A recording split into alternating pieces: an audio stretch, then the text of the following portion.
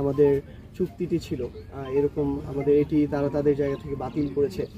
আসলে সত্যি কথা বলতে কি, আমরা বলেছি কিন্তু যে বাংলাদেশ ভারত দুটি পাশাপাশি প্রতিবেশী দেশ, কখনো এই দুইটি দেশের সম্পর্ক এমন হয়ে যাবে না যে মুখোমুখি দাঁড়িয়ে যাবে, আমরা এটা প্রত্যাশা করি না। কিন্তু ভারতের কাজ, তারা বাংলাদেশকে কিভাবে ডিল করছে, কোন চোখে দেখছে, এই জিনিসগুলোই ভারতের সাথে বাংলাদেশের সম্পর্কগুলো নির্ধারণ করবে। আমরা একটা জিনিস কি, কোনো কিছু কখনো থেমে থাকে না। আমরা মনে করি যে আমাদেরকে কেউ যদি অনৈতিকভাবে বা অযৌক্তিকভাবে কোনো একটি সুবিধা বঞ্চিত করে, দেশ হিসেবে বাংলাদেশ তার অপশন খুঁজে নেবে।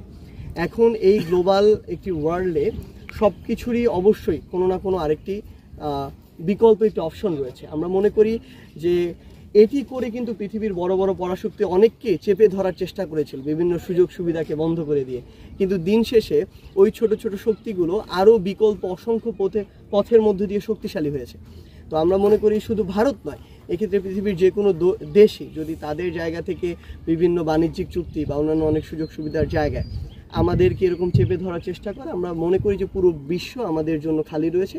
আমরা বিশ্বের অন্য জায়গায়, যে জায়গায় আমাদের এই সমতার, শ্রদ্ধার এবং ভ্রাতৃত্বের যে সম্পর্ক, এই সম্পর্কটি রেখে আমরা আমাদের সুন্দর একটি বাণিজ্যিক সম্পর্ক করতে পারবো, আমরা সেদিকে যাব।